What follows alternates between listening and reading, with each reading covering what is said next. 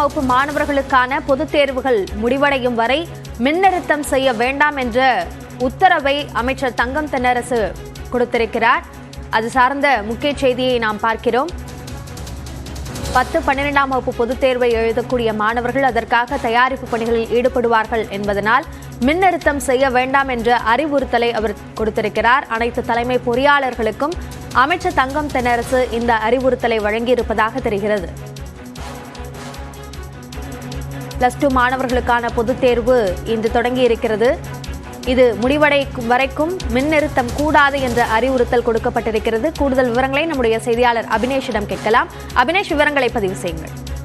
மின்சாரத்துறை அமைச்சர் தங்கம் தென்னரசு தலைமையில இன்றைக்கு அந்த துறையினுடைய ஆய்வுக் கூட்டம் நடைபெற்றது. காணொலி காட்சி மூலமாக இந்த நடைபெற்ற ஆலோசனை கூட்டத்தில் தலைமை பொறியாளர்கள் மற்றும் மேற்பார்வை பொறியாளர்களுடன் இந்த கூட்டம் நடைபெற்றது. தமிழ்நாட்டை பொறுத்தவரை இப்பொழுதிருந்தே அந்த கோடை காலம் தொடங்கிவிட்டது. எனவே சீரான மின்சாரம் கொடுக்க வேண்டிய ஒரு கட்டாயத்தில் இருக்கக்கூடிய நிலையில அதை உறுதி செய்யக்கூடிய வகையில இந்த ஆய்வுக் கூட்டம் நடைபெற்றது. மாநிலத்தில் பொறுத்தவரை ஜனவரி மற்றும் பிப்ரவரி மாதம் உச்சபட்ச மின் தேவை முறையே 17,035 மெகாவாட் மற்றும் 17,690 மெகாவாட் எட்டியுள்ள நிலையில இந்த உச்சபட்ச மின் தேவையானது எவ்வித மாதமும் மின் தடையுமின்றி கடந்த 2 மாதங்களாக பூர்த்தி செய்யப்பட்டிருப்பதாகவும் அந்த அறிக்கையில குறிப்பிட்டிருக்கிறார். கடந்த ஆண்டு மின் தேவையுடன் இதனை ஒப்பிடும்போது சுமார் 11.1 மற்றும் 9% கூடுதலாக இருக்கும்.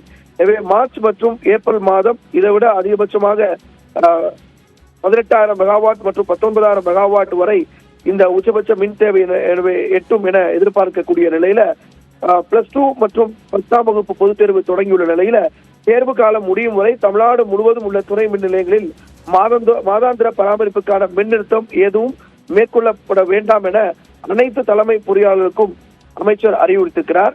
மேலும் மின் பராமரிப்பு பணிகளுக்காக 2,32,890 மின் கம்பங்கள் மற்றும் 17,918 மின் மாற்றிகள் மற்றும் 12,500 கிலோமீட்டர் மின் கம்பிகள் உள்ளிட்ட முக்கிய தளவாட பொருட்கள் தயார் நிலையில இருப்பதாகவும் அமைச்சர் இந்த கூட்டத்தில் எடுத்துரைத்திருக்கிறார்.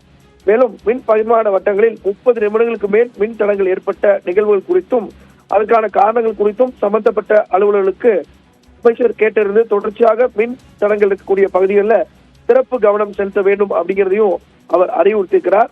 அந்த வகையில வரக்கூடிய கோடை காலத்தை சமாளிப்பதற்கு ஏதுவான சூழலை தயார் நிலையில இருப்பதற்கான அனைத்து அறிவுரைகளையும் இந்த ஆய்வுக் கூட்டத்தில் அமைச்சர் அறிவுறுத்தியிருக்கிறார். அபிநயா, விரிவான விவரங்களுக்கு நன்றி அபினேஷ்.